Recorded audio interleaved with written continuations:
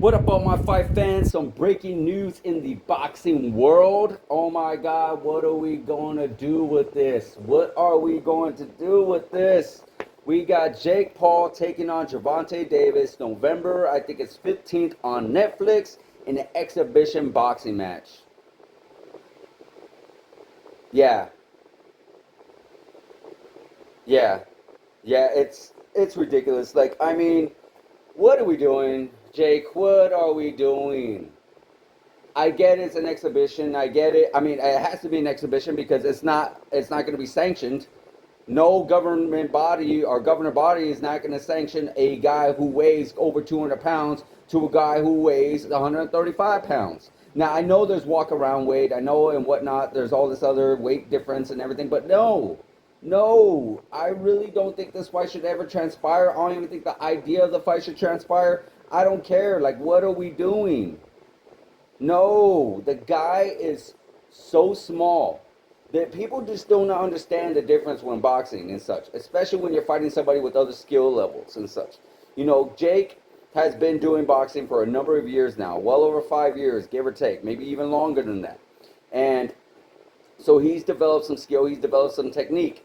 And I'm not saying he's at that level of Gervonta Davis. He can never reach that level of Gervonta Davis. If he was a 135 pounder, I would say, whoa, no way, Jake is going to get killed. But the fact that with Jake's size and his strength and his power, it's going to help him in that match because the fact that Gervonta is so small. Gervonta has never fought anybody above 140. He's tried to fight at 147. I think he actually did attempt to fight at 147. I can't really remember at this very moment, but still, it's just, what are you doing?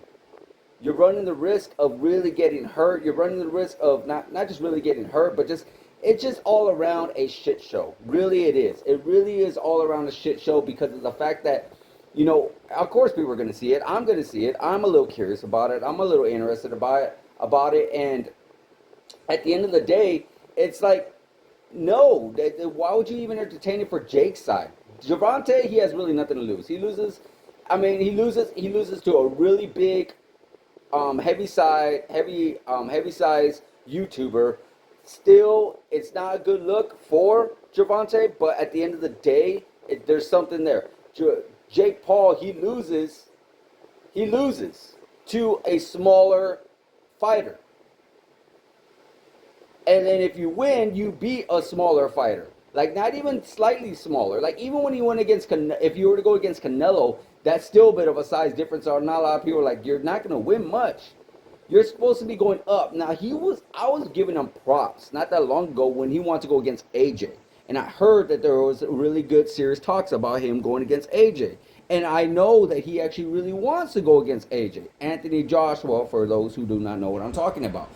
But it's not, I guess the fight's not transpiring, but at least I give him credit for that 100%. You're willing to take a risk. You are going way down, like way in the bottom of the list to fighting somebody at that size. There's a tremendous size difference than to fighting Gervonta. Maybe he's fighting it for some clout. He's fighting to get some more pay-per-views and more eyes on him and whatnot. But still, at the end of the day, it's not a good look for Jake Paul whatsoever to fight this fight. It's not a good look for even Gervonta because Gervonta Davis just came off a very controversial draw with, I think it's Lamont Roach. And a lot of people want to see that rematch. A lot of people want to see him go toe-to-toe. So it almost feels like you're running from that. It almost feels like Gervonta Davis is running from that fight because not only did he get a draw in that fight, but it was a very close fight, and it was a fight that he actually took a knee because I guess he had something in his eye. And it was very controversial, the fact that nobody called that a knockdown. Gervonta Davis should technically have a loss on his record right now. Hands down, it should be a loss. But it's not. So there should be automatic rematch. Like no other fight should take place outside of that. And that is what's wrong with boxing because there's no leadership, there's no dictatorship or whatever word you want to use to where like, hey, you cannot go this way. You cannot go and try to fight this guy. You got to fight this guy. You got to fight the next guy in line. And that to me is what has always been the biggest problem in boxing. We don't necessarily get that in the UFC. Kind of starting to seem like we do now. Of course, the whole John Jones situation, we've seen something like that happening. We've seen a few other fights happening, so can't go that far now. Back in the day, we could say that for UFC. Now it's a little bit different, just a little bit. But nonetheless, Jake Paul, Gervonta Davis, guys, let me know what you think in the comments. I know you already heard my opinion. I want to hear yours. Like, subscribe, hit that notification button, and I'll see you guys in the next video.